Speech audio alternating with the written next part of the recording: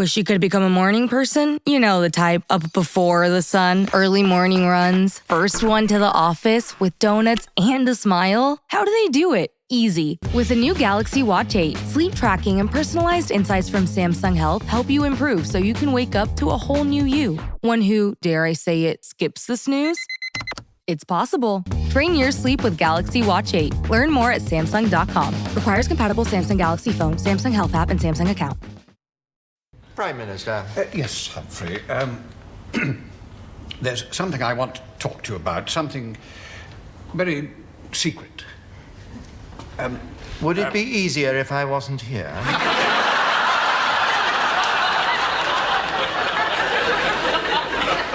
A few years ago, there was a security inquiry. Does the name Sir John Halstead ring a bell? Yes, of course. In fact, I had to conduct the inquiry myself virtually. And you didn't find evidence of anything incriminating? Of course not. The whole object of internal security inquiries is to find no evidence.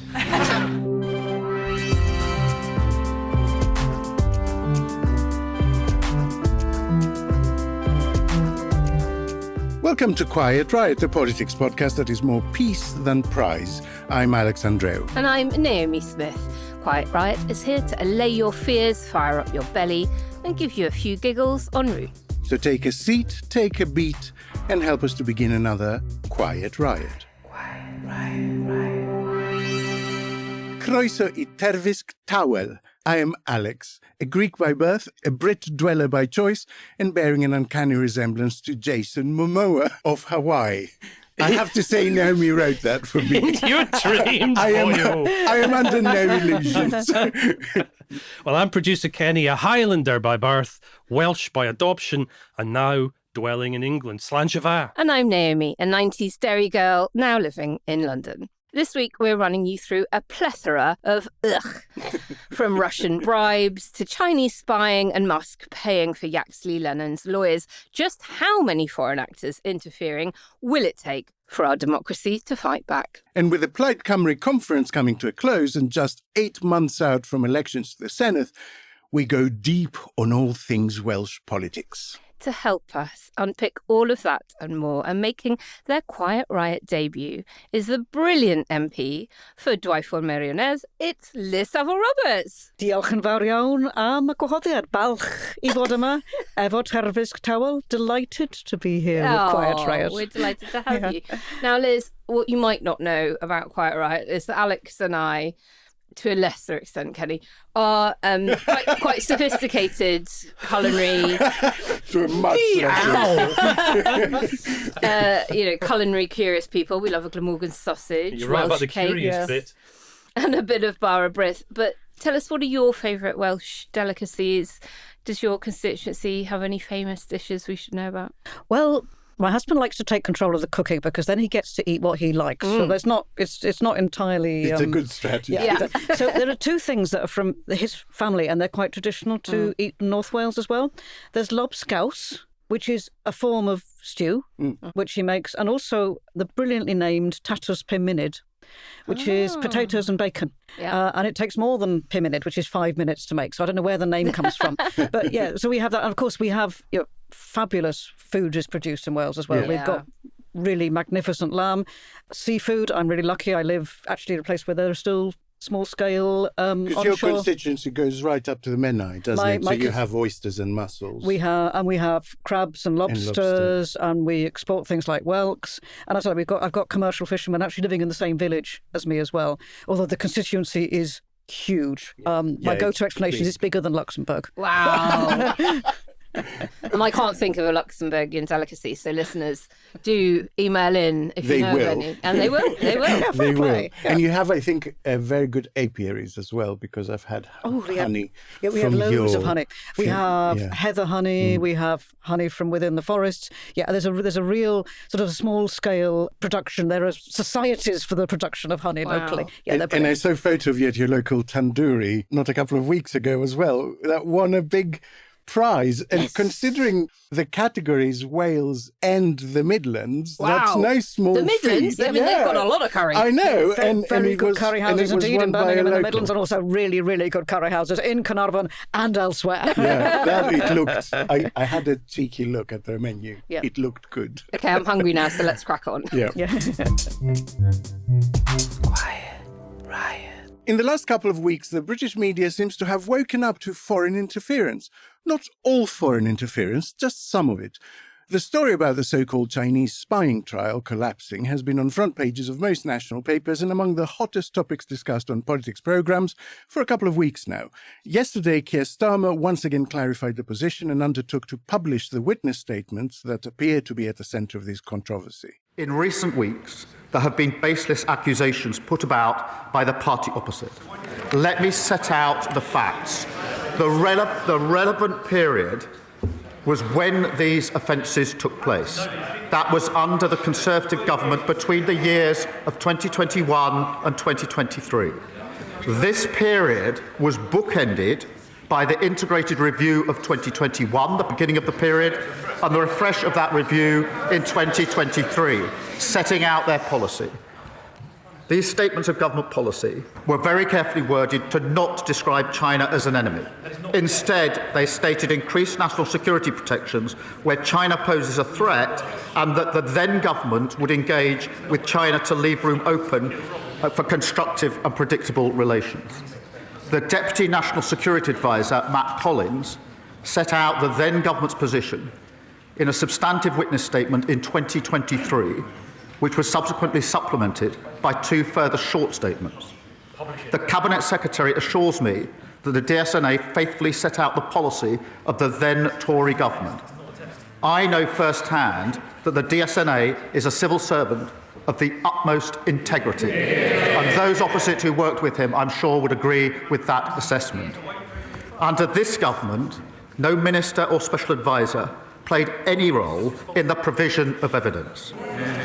Last night, the Crown Prosecution Service clarified that, in their view, the decision whether to publish the witness statements of the DSNA is for the government.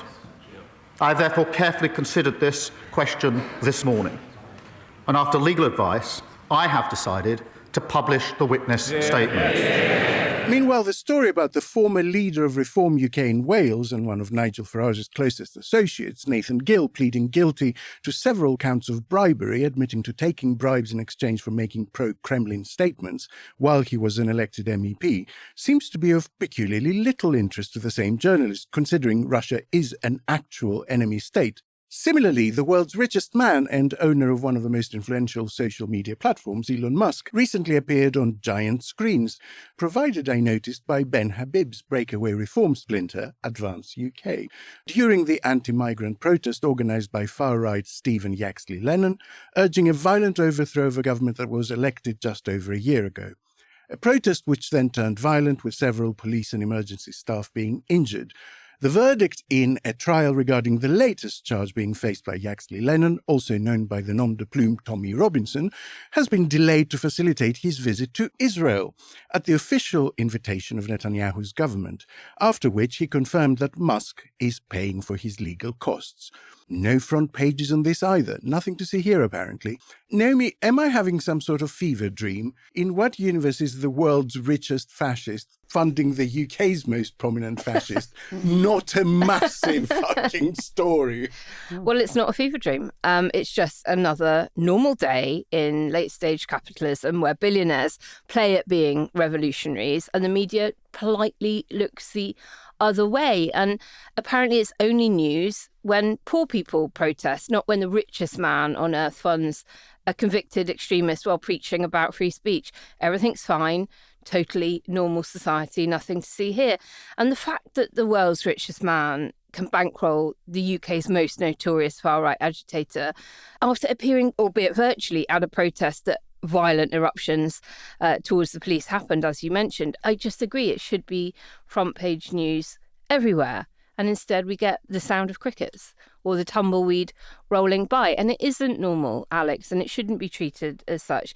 It's this dangerous merging of wealth and tech power and extremist politics, and the press's indifference only makes it worse. And if this isn't a wake-up call, I don't know what is. Thank you, Mr. Speaker. It is not just the Chinese government that is a threat to our country.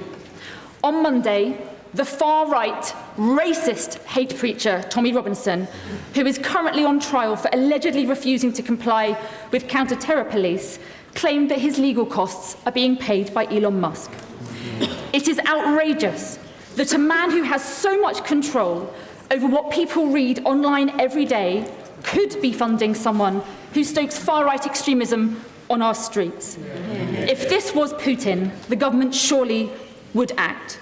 So will the Prime Minister commission the security services to assess the threat that Elon Musk poses to our democracy and recommend measures to this House that we can take to stop it? Well, I can tell her we do look across the board at threats to our democracy and must continue to do so. I won't comment on the particular case given the state of legal proceedings. Can I just chip in as a former press person? I don't think we're nailing the press on this enough. They're not just looking the other way. Elements of the press have bought into this wholeheartedly in this country. I think it's disgusting what they're doing. It's not journalism, it's editorialising.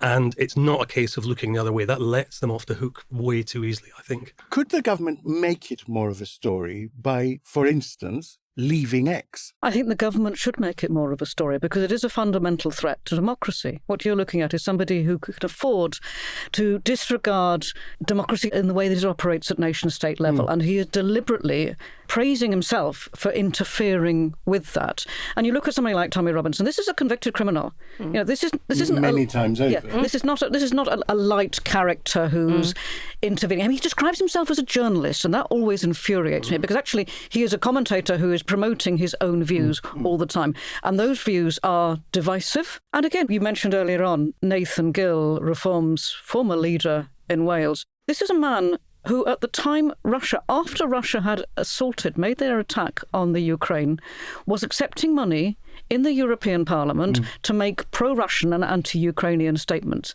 All right-minded people have every sympathy with Ukrainian refugees. But at the same time, we hear Reform talking about immigration, and they throw in Ukrainian refugees in that model as well, talking about immigration. Of course we should be talking about this. Yeah. It is remiss of our media to be ignoring that because, again, if we look at this threat to our democracy, where is that going to end? Can I add something it's not our style to try and make people angrier than necessary, but... Here we go. So this was also the first offence that he has admitted to is only 4 months after the Salisbury poisoning, which I think is incredible, simply extraordinary. I mean, an actual hostile act. And he's taking money to praise them in the European Parliament. And why is it not more prominent, especially with the Senedd election coming up and considering that Reform haven't chosen a leader in Wales? Apparently they'll tell us after the election if they win it. Whether they will have a leader in Wales, indeed. It was very interesting when it became apparent that the case against Nathan Gill was going to go to court. The actual case was due to be heard after the Senedd elections. And I was thinking, really, this is disappointed. Obviously, there's not much you can do about when cases are listed to be heard within courts. But it is extremely interesting, and I do not actually know how to interpret it, but the fact that he has chosen to plead guilty and now, in a way that actually comes before the elections and another major election in Wales as well, it is extremely interesting. And I think that there are, from a journalist's point of view, there are a host of obvious questions that we should be asking. And in fact, I pushed in the Chamber of the House of Commons on Monday that in the interests of national security, would the government publish those interviews with anybody else in relation to the Nathan Gill? If there are other political figures who are engaged with this, I think in the cause of transparency and national security, we should know. I want to get back to the point about the platform.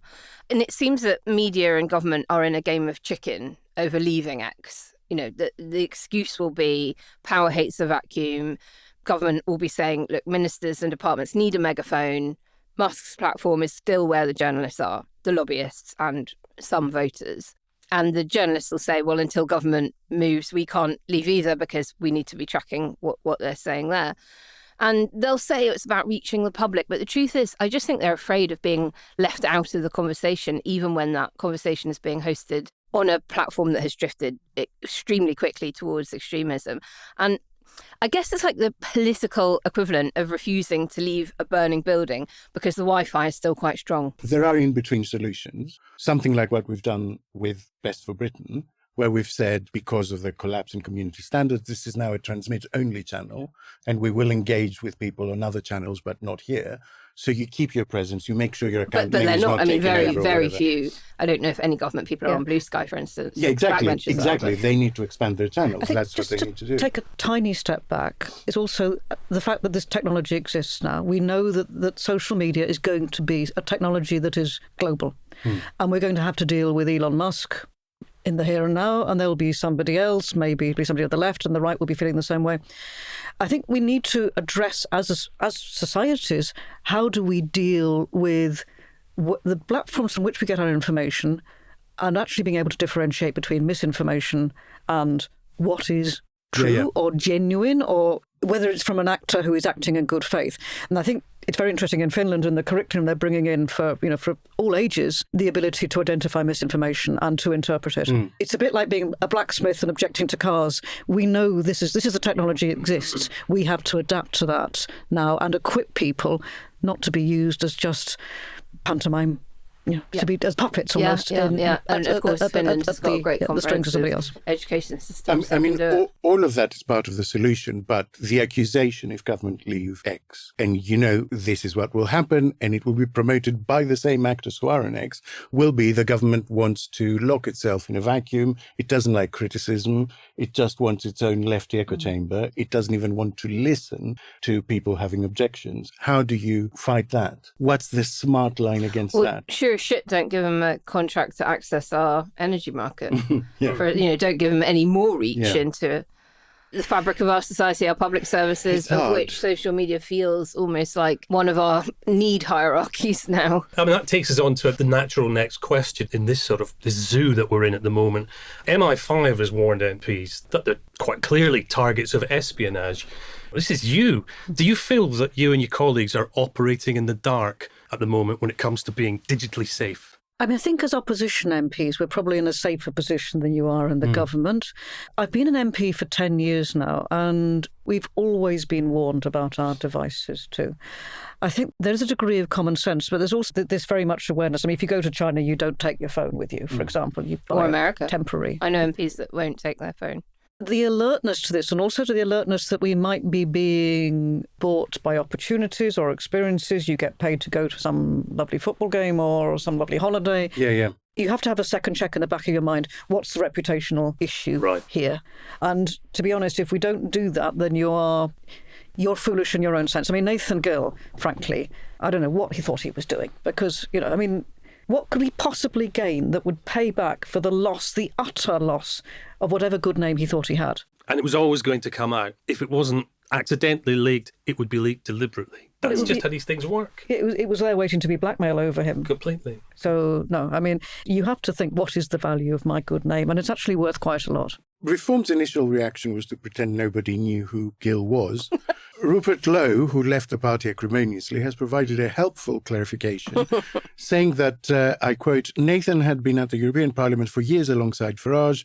He was one of only 2 MEPs allowed to stand again by Farage, which I find also quite interesting as a phrasing, and that the two were very close. Considering Farage's long-standing statements of admiration about Putin, let's say, how much of an Achilles heel is this for reform? Because we know that sentiment in this country about Russia is not on the same page as the MAGA elements in America.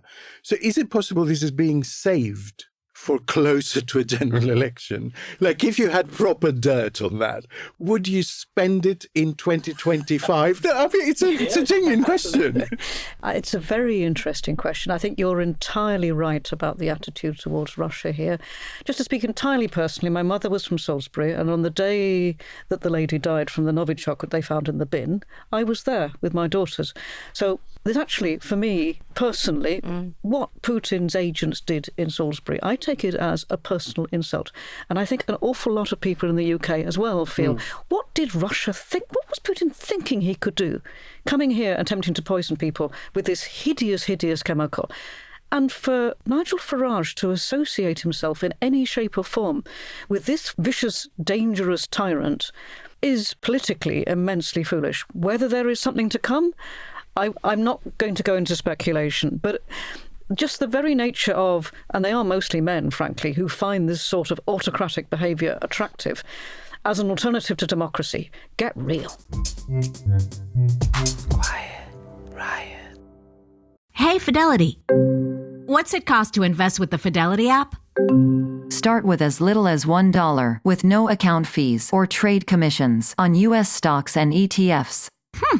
That's music to my ears. I can only talk.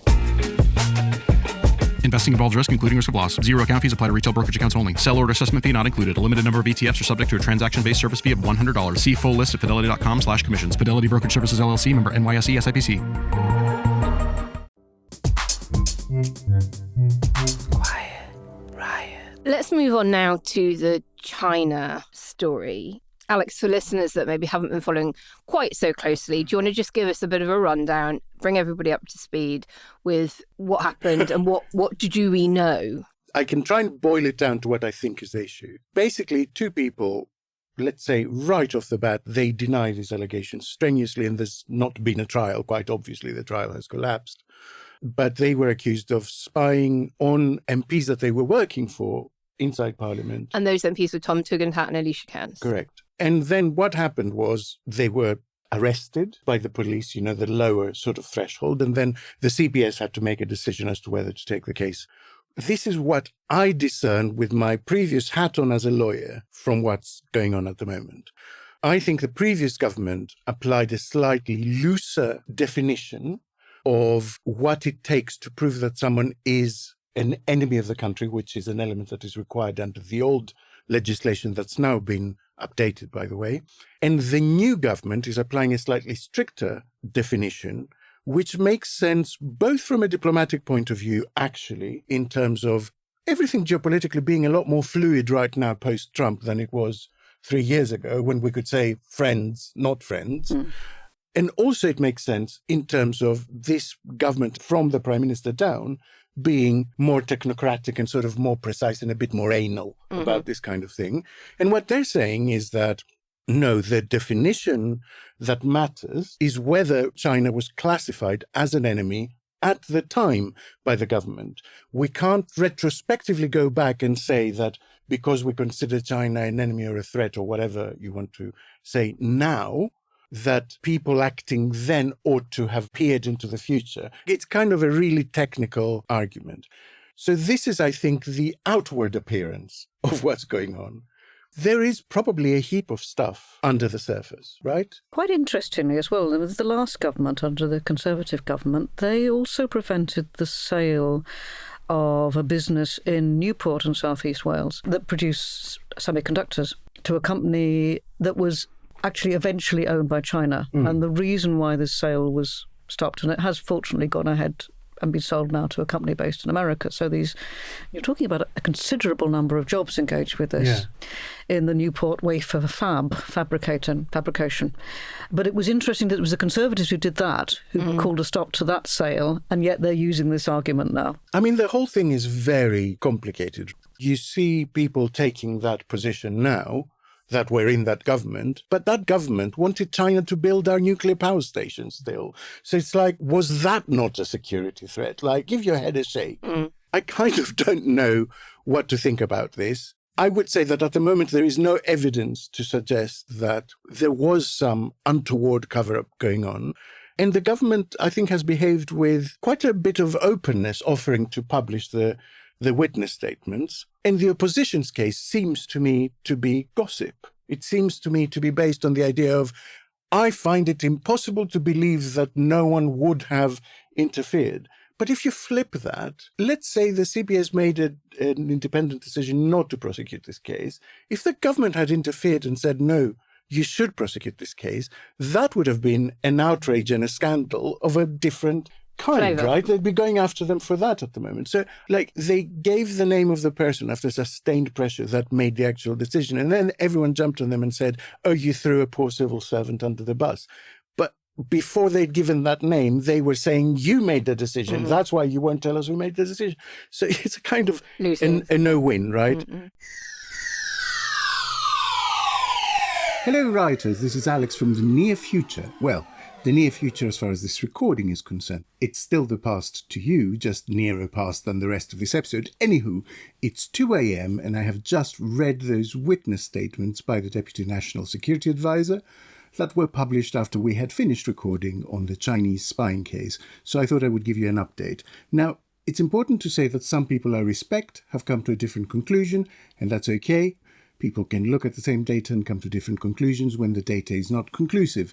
But I think anyone fair-minded will admit that there is nothing in the two supplementary statements that contradicts the original, as was alleged initially. Gabriel Pogron's admirable gymnastics routine aside, in fact, that seems to have been the problem. Now, there may well be other stuff going on here, much of which we may never get to know. But the notion that government refused to provide the evidence necessary is patently nonsense. It just didn't provide the evidence that the prosecutor was hoping for. A particular civil servant was encouraged by the DPP twice to go further than he was comfortable doing and refused also twice. He thought his description of the government position on China was accurate in the first statement and stuck with it. Robert Peston is reporting that this has pretty much been confirmed by the Director of Public Prosecutions to various committee chairs this evening. He writes that Stephen Parkinson has told senior MPs, and I quote, that the evidence provided by the government's witness in the China spy case, the Deputy National Security Advisor, was 5% less than the evidence threshold that was needed, after which he made it clear that he was not going to provide the additional 5%, which is why Parkinson canned the case. Now, the MPs seem to not have been impressed with his explanation. They thought he should have taken the risk, put the case to a jury. He claimed he did not believe a judge would even let it get that far. In other words, the DPP absolutely knew that this sort of case has to be gold-plated, and it was a little bit short.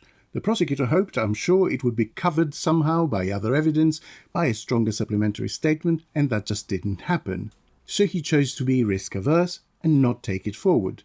Let me tell you, if I had a quid for every time Treasury solicitors or a barrister said to me when I put together a case for a regulator, this is a slam dunk, only for it to be dropped later because the other side has made some killer submission and we find we have a key deficiency, I would be a wealthy man.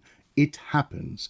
The fact that the government has no particular appetite for this case is plain to see. But there is zero data to suggest it interfered to spike it in any way. It just didn't interfere to help it either, which seems to me perfectly within its rights, especially since this is a previous government's cock-up. The accusation for the last 2 weeks has been that government actively spiked the case. Now the criticism has morphed into they should have interfered to push the case through. In fact, had they inappropriately pressured the DPP to push the case to trial and been embarrassed, that would have been a much bigger scandal. But the allegations levelled at the government had seemed to me from the very start to be nail-salon-level gossip. Surely someone must have known. Surely someone had a word. Surely this must have been on someone's radar. All this was pushed hard by some journalists who seemed to be on a mission to get Labour, and of course the two MPs involved, who must feel acutely betrayed, embarrassed and angry for employing those men for years and have every psychological incentive to want to see them prosecuted and to see grand conspiracies if that doesn't happen. Let's see if anything else emerges. But my view, having read the statements, is that Starmer, as an experienced former DPP, will have considered the evidence quite carefully before rowing out to precisely a distance that means he gets to have a lovely day fishing while anyone else trying to swim after him risks drowning.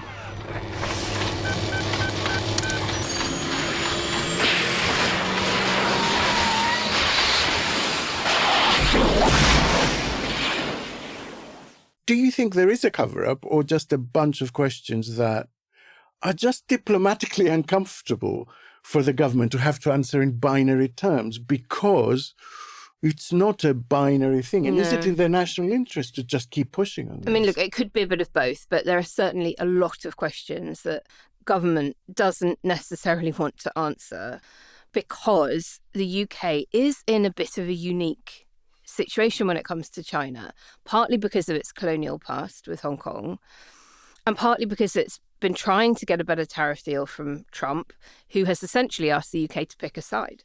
And that was just at the time that the UK was beginning to roll out its progressive realism foreign policy strategy, and just as the approval of the new Chinese embassy in London is due, I think it's due by next Tuesday. So the timing is utterly horrible, isn't it? Diplomatically disastrous for the government, who are trying to tread this very tight line. And I think that Tom Tugendhat and Alicia Kearns employed these people and are now hugely embarrassed if indeed they were hoodwinked and, into hiring. Again, there's no reason to think they weren't. Chinese state, exactly. But how could a deputy security advisor or even the national security advisor themselves have written a statement anything other than even if China was the threat, these individuals weren't or aren't?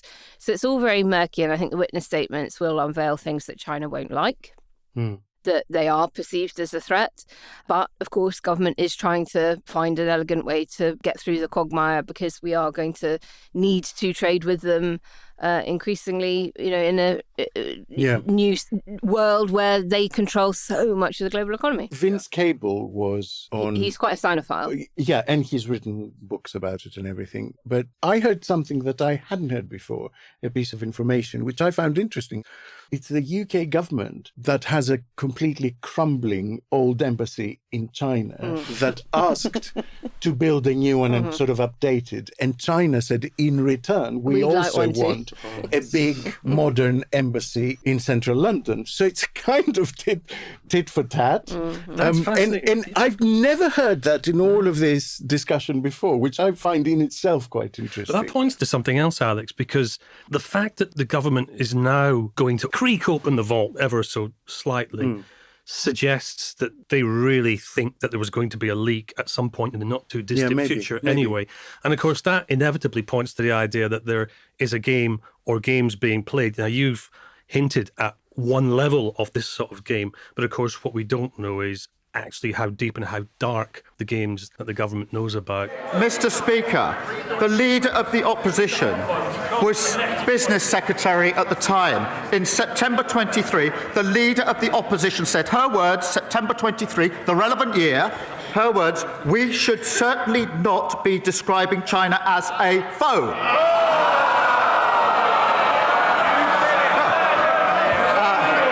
It's worth looking up the word foe in the dictionary, Mr. Speaker. She went, Mr. Speaker, it doesn't end there, Mr. Speaker. In September 2024, the leader of the opposition said this, I quote, I have shied away from calling China a threat. She is playing politics with national security. The Prime Minister can read the beginning of a quote. Let me finish that quote. At the end of that quote that he just read out, I did describe China as a threat. But this whataboutery that he is doing neglects the fact that those spies were charged under a Conservative government. They were let off under Labour. What I wanted to ask you as a last question, Liz, was there was a bit of a convention to kind of adopt a less polarized tone when it came to matters of national security.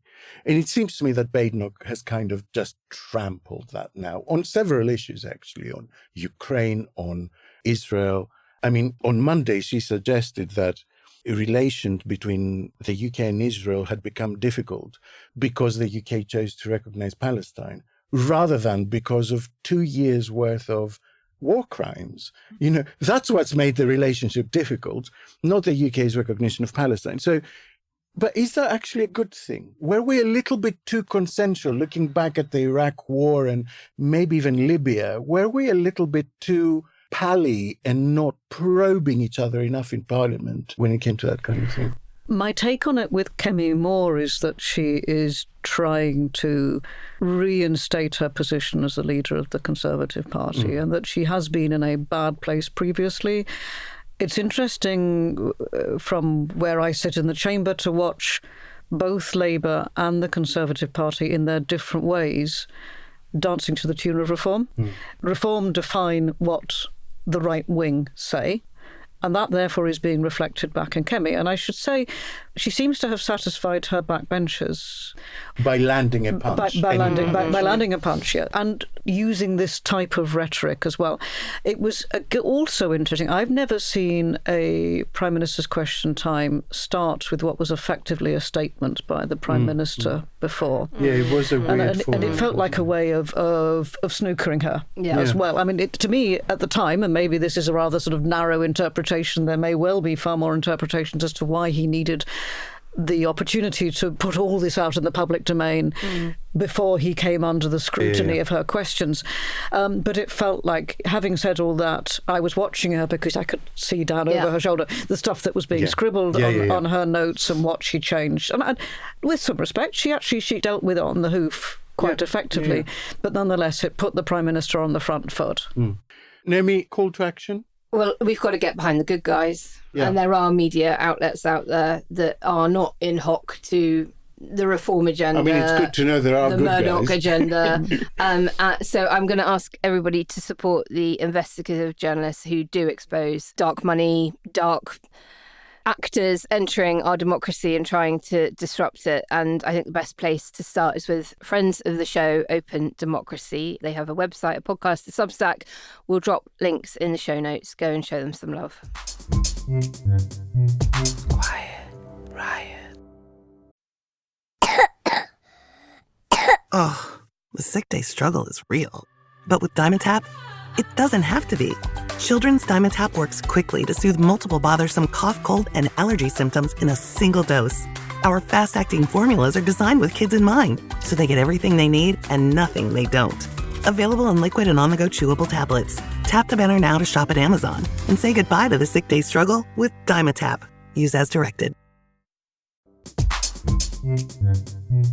Quiet riot. Now, it's that time of the week when we uncover what's got the flaky fash into a froth this week. It's time, of course, for Wokey Dokey. Wokey Dokey.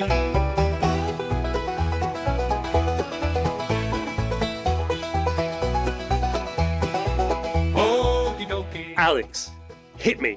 So I'll tell you what, being very upfront, today's neither a particularly funny one or a weird one. But it is a fantastic case study as to how these narratives are created. So what happened was Ferrari put out its 5-year plan. And in that 5-year plan, it had adjusted expectations considerably downwards for what it expected to make in the future. And it adjusted it against electric cars, as most companies seem to be doing at the moment. So it had planned for 40% of its cars to be electric by 2030 and 30 combustion and hybrid. And it's now gone to 40, and only 20% electric cars. And the market has had an adverse reaction to it. Its shares have fallen in value. The headline in the Daily Mail is Ferrari's woke new car shocks motor industry and puts stocks on course for worst day ever.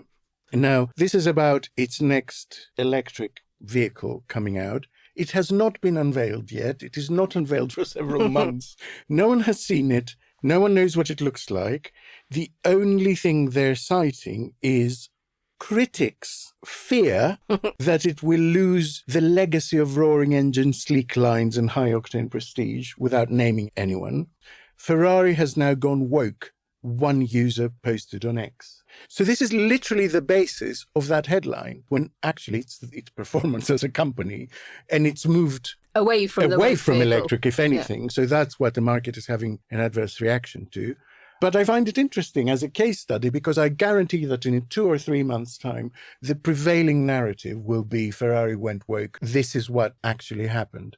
But the headline is, as far as I can see, entirely fabricated. We need the counter one that rhymes to that, like run. I've got a good one. I've been using it for a while. Go fash, lose cash. Yeah. That's going on a mug. That's going on a mug when our merch launches. Thank you, Alex. And listeners, do keep your eyes peeled for any flagrant wokery that you stumble across, and keep them coming in to quietriotpod@gmail.com. Quiet riot. We can do things differently in Wales. We don't have to believe Westminster when they tell Wales, this is your lot. and that we should be ever grateful for what we're given. And we don't have to become accustomed to the familiar numbness which now goes hand in hand with learning that child poverty rates have gone up yet again, or waiting lists longer, the economy misfiring. Let's be clear, we're not here to act as Labour's conscience. We are not here to repair Labour, we are here to replace them. Time is now to stop reform and elect a government more radical, more ambitious, more impatient to bring about positive change than any which went before it. Last weekend, Plaid Cymru held their conference in Brangwyn Hall in Swansea, and unusually, it got a lot of media coverage, almost as if the press had finally woken up to the fact that Plaid could soon hold the reins of power in Wales. If the Senedd elections were held tomorrow rather than next May as planned, based on current polling, Plaid would almost certainly lead the Welsh Government and crown the First Minister. This would mark an incredible shift in Welsh politics, long dominated by Labour. But first comes the crucial Caerphilly By-Election next week, which Labour looks almost certain to lose. Indeed, our guest Liz put a question to the Prime Minister about it at PMQs this week, but more on that later. According to good friend of Quiet Riot, Welsh journalist Will Hayward, if turnout is high, Plaid won't win. If turnout is low, they have a decent chance of taking the seat.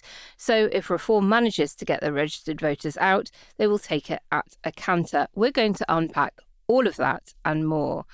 But Liz, let's get straight to the point about Welsh nationalism. Rhys Iorwerth, your leader, his current line seems to be that independence is a journey, and he's inviting the Welsh to come along with Plaid on that journey. But is it disingenuous to suggest that independence isn't Plaid's ultimate goal, much like it is very much for the SNP? I think everybody knows that Plaid Cymru has always supported and encouraged and worked towards the idea of promoting independence. Wales is a very different country to Scotland. I mean, Scotland has its institutions that have always been different to those of England and Wales. England and Wales have been together since the time of Henry VIII as one unit, whereas Scotland has a separate education system. Historically, it always has, and it has a separate legal system. It has a separate media system as well. Wales, it's indubitable, I think.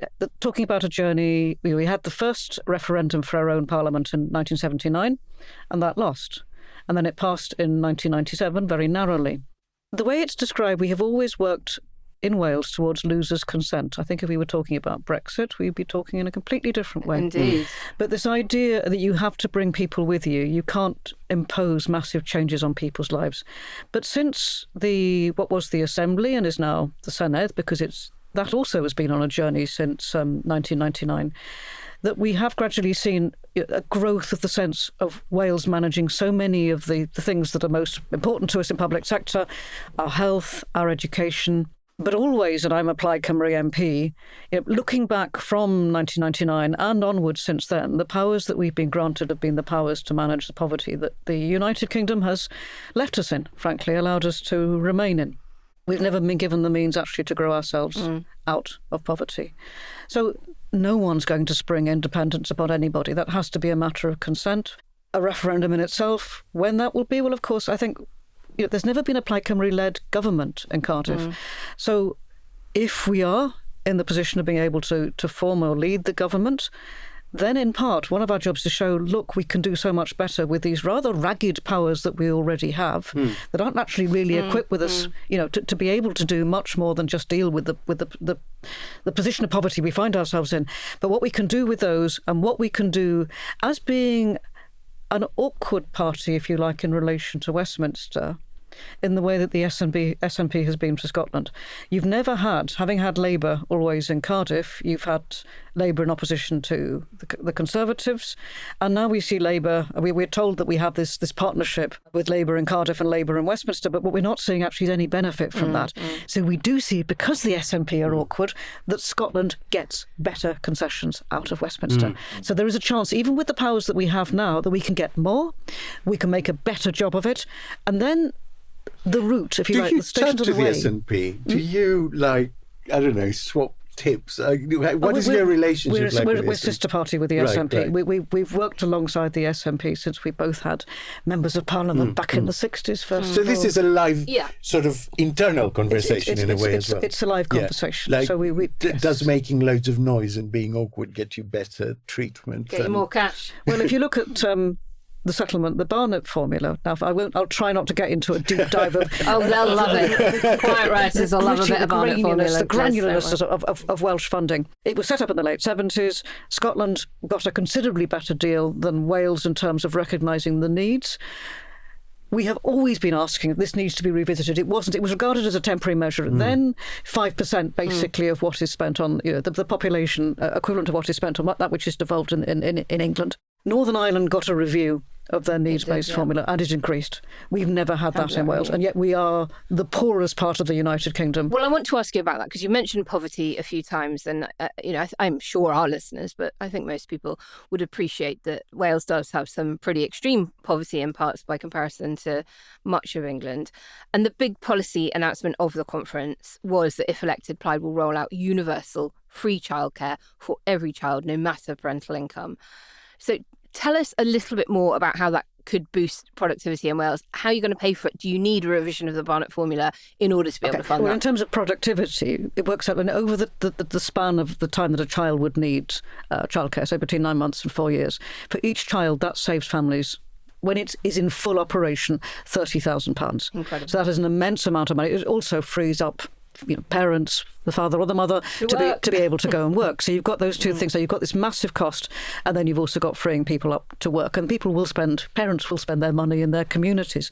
The questions over, of course, how would we fund it? Well, of course, it's actually if we are in a position to bring this in, it would be rolled out gradually. You're going to need more staff. I think the estimation for Wales with this policy is something like 1,200 or so more childcare staff that you need to have in place. So you can't just magic people. You need to train them. So again, over a period of 4 years. Which is what the Conservatives did about 3 years ago, they did, causing the entire system to sort of collapse. Because there weren't people there to do it. Yeah. Yep. And again, in terms of cost, well, our answer to that is that we know next year with the Barnett form, with the settlement for Wales from Westminster, that inflation will lead to an extra £1 billion or so. Now, within that, therefore, there are choices to be made as to how that could be spent.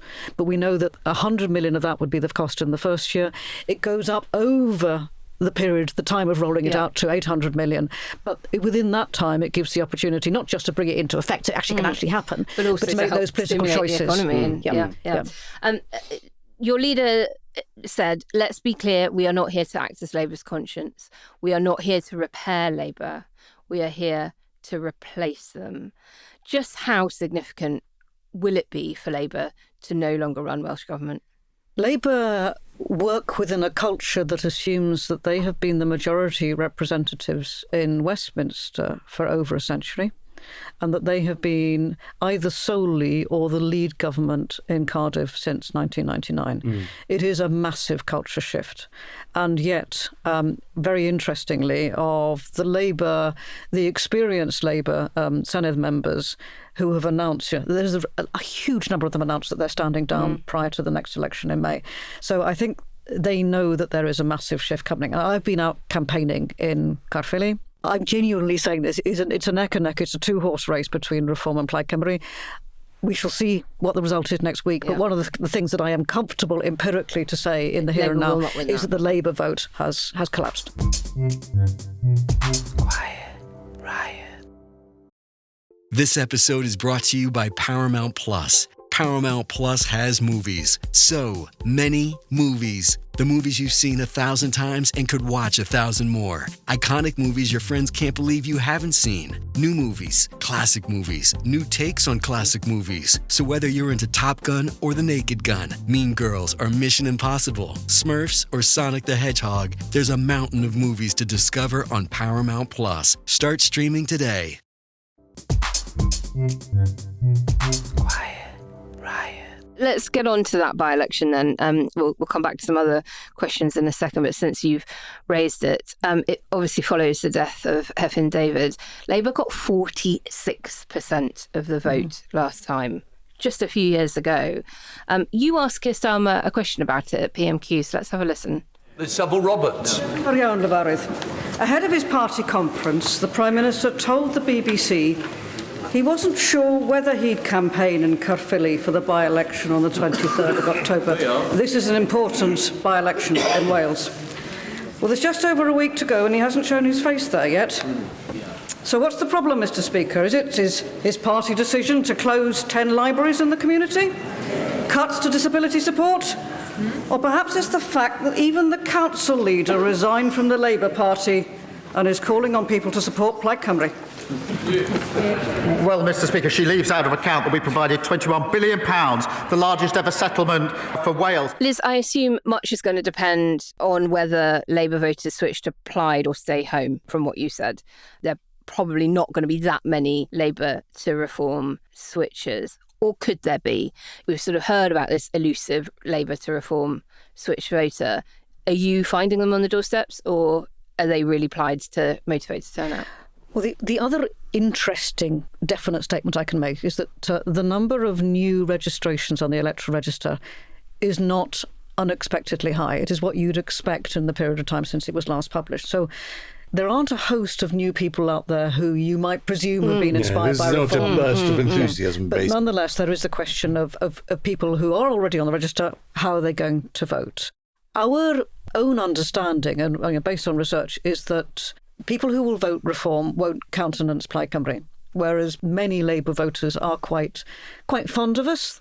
They might not in the past have voted for us. They will tend to have gone, they will have voted with the traditions that they've possibly inherited from their family. Our job now is really to convince people that if this is how it's going to be in Caerphilly, it's the bellwether election for what's going to happen in May next year. If it's going to be Reform or a progressive party, a left-wing party, and there are a number on the left, of course, you've got the Greens as well, and Labour and Plaid. The reality is here now, if you really don't want Reform, where are you going to go? Yeah. And please consider us now. Even before this by-election came up, Labour only has 30 of the 60 seats in the Senedd. They had to rely on Liberal Democrat Jane Dodds to pass their budget. So if Labour loses Caerphilly next week, it's going to need 2 opposition AMs rather than just 1 to win votes in the Senedd. What would that mean for Wales in terms of things like cuts if Labour can't pass the budget? Well, Labour are using this argument now that they wouldn't be able to set a full year's budget. I can understand why they're scaremongering, but also this is part of Labour's own problem. They are not prepared to meet parties elsewhere. If they were prepared to discuss more, I mean, what they might well find is that parties... I was listening to Darren Miller, who leads the Conservatives in Wales this morning, and he was saying... Didn't know there were any left. Yeah, that, yes, we're prepared to work with Labour if Labour are prepared to get rid of the land transaction tax, which is the equivalent of stamp duty in Wales. So I think what you will see is parties will come up with ideas which probably are very unpalatable to Labour. I mean, we've always been talking about HS2, we've always been talking about devolving the Crown Estate, although actually that's not within Labour's power in Cardiff, it is within their power here, and they could do it tomorrow. Labour do need to learn that you can't just make these broad threats. You have to work with others. And that's what's really interesting about the change in the electoral system for May next year. Yes. Because we're moving... Tell us about that. People won't know Yeah, because I'm fascinated by which form of sort of PR it is. So talk us through that. Okay, so what's happening next year? Firstly, we are increasing the number of Senedd members from 60 to 96. Now, there will be many people who say, who on earth wants more politicians? But, and this is serious to me, the Senedd in Wales is smaller than some county councils in terms of numbers. If you want to have 2 things, a government with an effective number of people operational within the government, and parties tend to bring in people to make sure that they're under their control within government, and you want that government to be held to account to effective scrutiny, you have to have the numbers to do that. And not having effective scrutiny leads inevitably to bad quality decisions within government. Government is not held to account. They're not looking over their shoulder to make sure that they, A, produce decent legislation, and B, actually do a decent job. So good scrutiny really matters. So you're saying there's a sweet spot between being a sort of Bloated House of Lords, and an effective parliament. but having enough numbers to essentially professionalise the... And also, it's a unicameral system in Scotland, Northern Ireland and Wales, so you don't have an overarching, revising body, Senate kind of thing. You haven't got this double check. Yeah. And I mean, in all honesty, the scrutiny in the House of Commons compared to the House of Lords, the House of Lords is way more considered. They have more time. They can consider things, whereas it tends to be more performative in the House of Commons. But to me, in terms of the questions over health, the questions over education, which the standards really should be questioned. They should be held up to scrutiny far more than they have been. And that has been a weakness in Wales. And I hope now that we get a greater number, that we can expect more than that. Now, the second big change that's happening is the nature of the voting system. We're going from what is presently 1/3 a form of proportional representation in the regions and 2/3 of first past the post, so for 40 and 20 members. The entirety will be a form of proportional representation. And that's the closed proportional list. The closed list. Yeah. Now, I'll speak candidly because I've said it on record before. I'm not keen on the closed list. I don't like the idea that elected representatives have their eye on what their party thinks of them as the people who will select where they are in order of list next time round. But it is a major change, regardless of whether we like it or not. It's happening now. And it kind of happens anyway, in the sense that you can pick someone for a safe seat or a not safe seat. Yes. So you sort of place them on a list anyway. You can criticise first past the post in the same way. But basically it means that the number of seats a party or independent candidate wins will much more closely reflect the percentage of votes they get. What we're doing in Wales is taking the 32 parliamentary constituency boundaries and joining those up into 16 new super constituencies, if you like, and each of those will return 6 representatives, 6 Senedd members down to Cardiff. So you get this magic figure of around about 12%, 13% of the vote to gain a seat on here. In terms of the makeup of the Senedd, that makes it highly unlikely that any one party will have a sufficient majority to be able to go ahead with a majority government. Right. So you get a whole series of scenarios. Maybe they will have to go ahead as a minority government, which the SNP did in 2007. Or, more likely, they are going to have to work together in some shape or form. Like Labour and the Liberal Democrats did in Scotland. Yeah. I think this is a very good thing in politics. I don't think the adversarialness of Westminster, it doesn't reflect how we operate in real life. There's almost something immature about it. You're the winners, the Abu sucks with, you're winners, losers, winners, losers. A couple of times it came up in Caerphilly that people actually told me they like politicians who work together. Yeah, they do. So this form of politics will be new to the United Kingdom. And how we talk about it also, because we're very used to basically dismissing the junior party. I mean, how the Lib Dems really, it broke them after the first Tory government, 2010, 2015. So how we then treat this will be extremely interesting. Can I ask you that? Because the rules are changing under Reform's feet. So they've got a huge opportunity, and yet their lack of discipline could be an Achilles heel for them. But the rules, of course, are changing for everybody. What does your party have to do a little bit differently, do you think, to absolutely maximise the benefits from this new system coming in? That's a very good question, because we have no muscle memory with this sort of elections. We are having to consider this as we go along and learn as we go along. And of course, I have to say the Caerphilly election next week is under the old arrangement as well. Which complicates it further, doesn't it? Which complicates it. So whoever gets voted in by first past the post, that position is only there until May next year. For us as a party, under the last general election last year, 2024, we did extremely well along the West Coast, and we also won the extra seat in Ynys-Môn. The reason why I was differentiating is particularly in relation to Reform on the 3 other seats along the West Coast, that they were pushed right down. We took that anti-Westminster vote, and we did very well with it. And historically, we do very well in the West as well. So for us as a party, we have to make sure that we have the organisation in the urban southeast and the south, the valleys, up through Powys and up to Wrexham. But we are also highly likely to at least get some seats, probably everywhere, in each of the new super constituencies. So our presence in areas which we've been previously told, Plaid Cymru is only for the West, only for the Welsh speakers, we will have a presence in those areas. And I think that gives us a different presence throughout Wales than we are perceived to have in the past. But we also have to get our act together. If you've looked at the polling and you know this is kind of on the balance between you and Reform, why would you be pressing Labour to campaign harder in Caerphilly?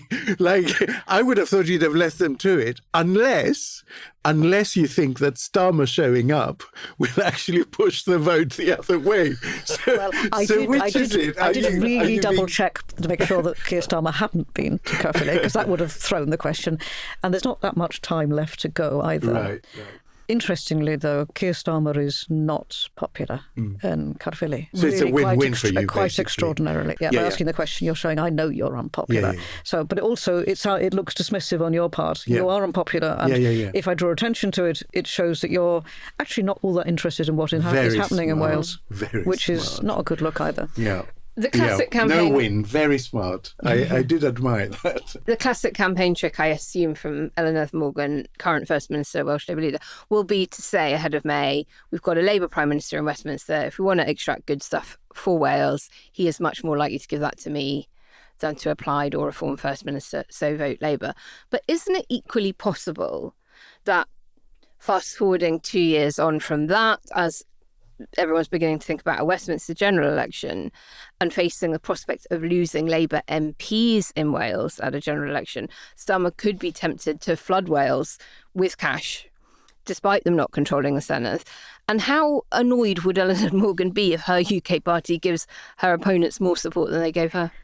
Well, I'm quite interested in how Eleanor Morgan feels, but if there are any means by which we can get more money into Wales, bring it on. And even the political risk of it. But I mean, this comes back to what we were talking about with the SNP and the idea that if you are actually the grit in the oyster, that's what makes the pearl. You know, I mean, Eleanor Morgan has had plenty of opportunity to actually say, look at this that I've got, look at this that I've got. I mean, there's been money announced this week, interestingly, 500 million just before the election, the vote next week. This is less than we used to get under the European funding. In fact, it's less than we got under the Tories. So, you can say you're getting this, bringing this money in, but as soon as you start actually going into the detail of it, it looks like a piece that's just before a by-election, and you compare it to what we used to get, and it's not even there in terms of inflation. We usually leave the second call to action to the guest, so it's up to you. Right, this is very much a constituency one, so forgive me. I have the highest number of heritage railway lines of any constituency anywhere in the world. Amazing. In the world? In the world. I can't actually say I've looked at every constituency, but I think I'm probably quite safe in making this extremely controversial statement. Did Beeching never get that far over? Well, no, he did. That's the whole They're point. close. Beeching did get that far over, why. and that's why. I have 10. Right. I have 10. They're fabulous. They're absolutely fabulous. But, of course, we don't produce any more coal. We're no longer mining coal in the United Kingdom. We probably bought quite a lot of our coal from the Donbass previously. And these engines, of course, this is the year 200, Railway 200. We've been having passenger trains for 200 years. Yeah. If you like, in some ways, they're part of the Industrial Revolution, which is socially a fantastic change in our societies, in our interconnectivity, but also is the beginning of all our problems with climate change. Yeah. And coal is intrinsic to that because obviously it is a fossil fuel. So we used to be buying this from the Donbass. We're no longer producing it here. The price of coal has gone up immensely. So we're trying to find a way for these symbols of the Industrial Revolution and all that did for humanity that also recognise the fact that, look, we were so dependent upon coal. So I've been going to a couple of places in the last couple of weeks where they produce what's called biocoal. That you can use on some steam trains, not on all of them. I mean, if they're going up a very steep incline, they need something else. But the smaller ones... So my call for action is to recognise what trains have done for us, how much fun and how enjoyable, because going on a steam train is it's a brilliant day out. But also the fact that they are at the cutting edge of the transition between fossil fuel and what we need to move ahead. Yeah. And they are trying to find a way of doing that. They're trying to find a way of stopping using bituminous coal, the coal that we got out of the ground. And it's now resulted in an extra cost. So for me is help Heritage Rail to find a way through the fossil fuel dilemma so that we still have these, but we have something else. We have another way, another technology that keeps them going. And we'll drop a link to the organisation in the show notes. Heritage Railway Association. Very good. Quiet. Riot. Well, after that rather fabulous call to action, I've got to say. Call to action. You beat me to it, you pun rascal, you. Well, let's loosen our belts further in that case and remind ourselves that elsewhere out there are other things that are good and are still happening. It's that moment in the show where we swap outrage for optimism. It's time for Grin and Share It. Good news is welcome to me. Bad news is hell come to me. Good news. Do-de-o-do-lo, do-de-o-do-lo, do-de-o-do-lo, I want good news. To deliver our weekly dose of serotonin straight into your ears, I turn to the woman who can find a blessed silver lining in even the darkest Westminster thundercloud, Naomi. What ray of light have you got for us this week? Okay, well, this week I'm taking you to eastern Cambridgeshire and specifically Wicken Fen. And it is quite remarkably the most biodiverse space now in the country, with more than 10,000 recorded species flourishing in wetland. Now, back in 1899, when the National Trust first bought it, for a paltry 10 quid, it was only 2 acres big. And they've spent the last 126 years expanding it, caring for it, and creating this wildlife haven that is now over 2,000 acres. And 13 species that were completely new to science were discovered there in the 20th century on the Fenland Nature Reserve. And according to records that go back 200 years, no one had ever categorised these. And experts say that it's during the last 25 years that all of these new species have really surged. And Wicken Fen is now certified home to the glowworm, fen nettle, the water vole, cuckoos, silver baron moths, water scorpions, the Norfolk hawk, and my personal favourite, the great bladderwort. And I'm going to give you a weird fact about the great bladderwort. It's a carnivorous aquatic plant, and its underwater leaves have tiny little bladders that create a vacuum that then sucks in prey. And then it obviously eats that. And it's kind of free floating. It doesn't have any roots. So I can only imagine that will upset many an elected Reform UK official. Anything rootless is not really their thing. Obviously, be careful if you're ever wading. Fen nettles and water scorpions and carnivorous. This is the good news. I say start pouring the concrete. I don't mean that. Don't write in. So obviously they're really hoping that the numbers are only going to climb in the wake of a new major partnership they've got going on with the Nature Recovery Project. And they're going to aim to restore vast tracts of lowland peat, both at Wicken Fen and elsewhere in the country. And I just think, in a time of climate crisis and biodiversity loss, species loss, this is a really lovely story of actually the UK managing to do something right. And echoes your point from a couple of weeks ago that this kind of conservation work is long haul. Yeah. Isn't it? So 200 years. Yeah. So thank you, Naomi. Listeners, as ever, we will drop a link into the show notes to terrify you so that you too can not just grin, but also share it. And that's all we've got time for today. A huge diolch to our guest, Liz Saville-Roberts MP. Diolch yn fawr iawn. It's lovely to be here. We might have focused on Wales today, but we also put out a Scottish special earlier in the week because our very own Highlander caught up with Jacob Friedman to dissect all that happened at the SNP conference. So do go and listen to that episode too if you missed it. As ever, we'll be back at the weekend with Sunday School. But to reward us for all the extra content we've been putting out, please do head over to ko-fi.com/quietRightPod and back us for as little as £5 per month so we can keep producing the show free of charge for those who can't afford to pay, all while keeping Kenny's larder well stocked in deep fried hot noodles. He likes the beef and tomato flavour. True. Send them in, listeners. And butteries. Until then, stay sane, stay safe, and stay quietly rioting. We love you lots and lots. Bye. Bye. Quiet Riot is an audio production by Cooler Heads with Naomi Smith and Alex Andreou. Produced by Kenny Campbell. Music by Mariana Sangeeta. Artwork by Simone Canelu. And edited by me, Alex Rees. Quiet Riot. I only have things to say about butteries today. I've been looking at recipes for butteries all day. They are Kenny. carnivorous. They will eat you alive. Obsessed. I promise you that I will be making butteries in the next few weeks. That's going to be a Grin and Share It all by itself.